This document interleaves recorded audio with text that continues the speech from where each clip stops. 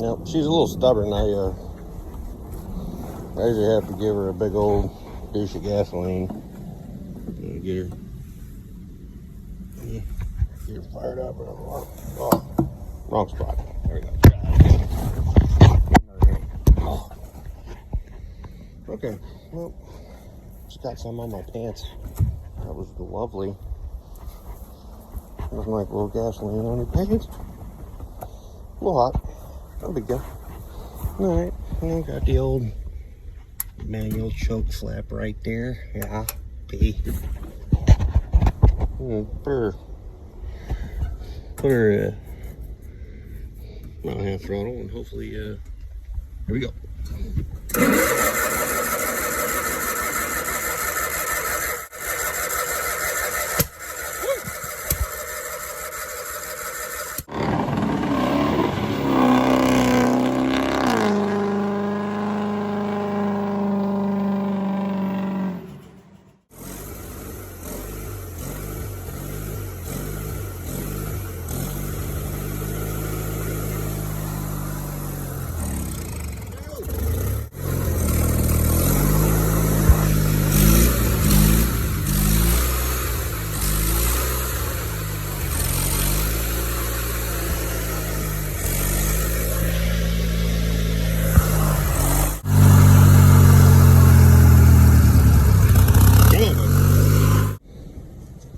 You know, I knew it.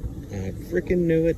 I guess carburetor's probably got water in it. So I got maybe 1/8 of the way done with the yard. There's Mama. Mwah. Yeah. Ew, Walter. Looks like it's me and this new Echo 5000 Moniad. Just a junky little girl. You know, a cold morning, she needs a little snort. Oh, oh yeah, there we go. Hit the damn switch.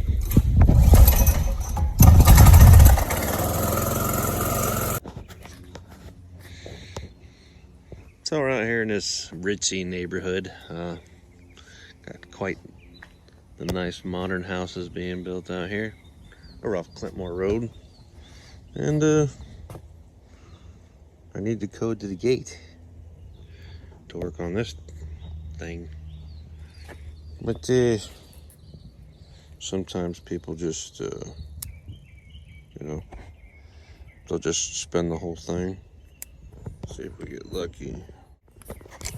Ha! I got it!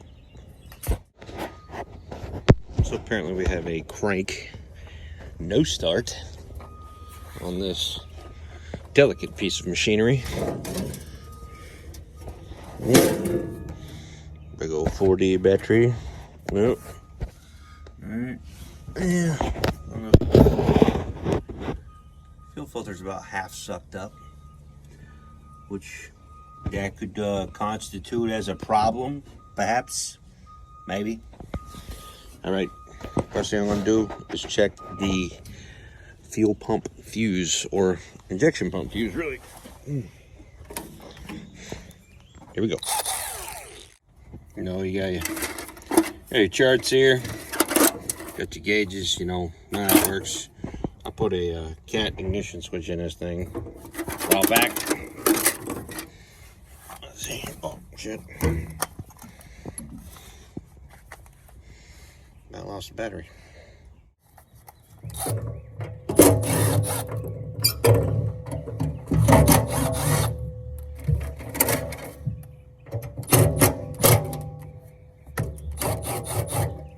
Don't ever buy these aftermarket Milwaukee batteries. They suck. They fall out. Good.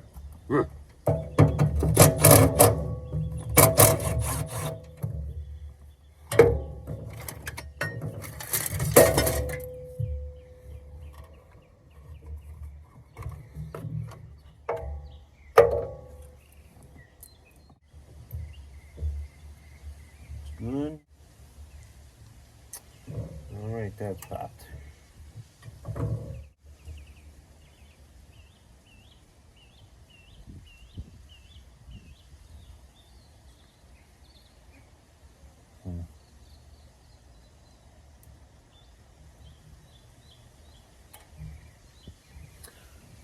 I'll try to change that fuse and see what happens.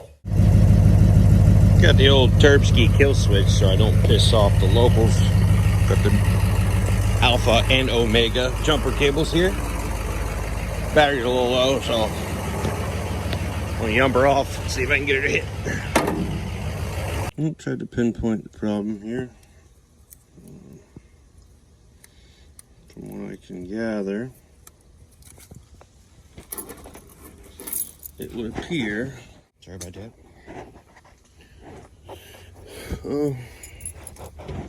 Kept blowing the fuse, so unplug the shifter and she runs. Shits and giggles, I unplugged the transmission control module and then I plugged in the I plugged the shifter back in and turned the key on, and I saw some sparks, I mean, flying over here. See if I can, you know. So, the harness runs back, I don't know if you can see it, it runs back through here.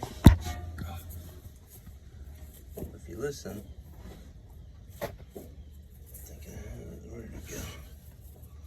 That's the positive terminal to the starter, but I could actually hear a piece of rebar stuck in here. Now, let's see. The search continues.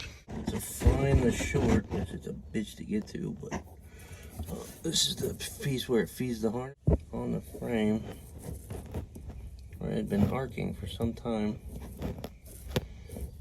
Well, but we'll get that all taped up nice and make sure the wires is good and this thing can go back to white. So yeah, that's literally the pack of fuses they were pumping in the thing. But found out why it was shorting out. This bad boy right here was wedged in between the frame and the harness, way in there. And notice how squeaky clean the metal is. It's not rusty on certain parts. That's where it was steadily rubbing the harness tape, and it was shorting it out. Amazing. Got me some good old-fashioned marine fuel hose here. Stuff made in the USA. All right, good stuff here. Gonna wrap it around the harness. That way she don't rub a dub on nothing no more. And that should be good. We'll give her a test run one more time. All right. Double check our work here.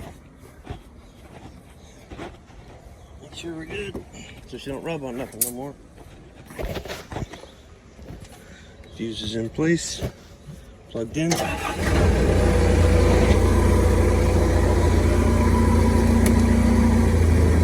yeah.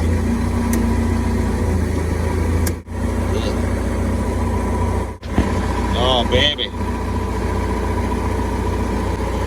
And just to keep it real, we're gonna put some of that good Motorcraft dielectric grease in here. Clean that little corrosion spot off on the transmission module.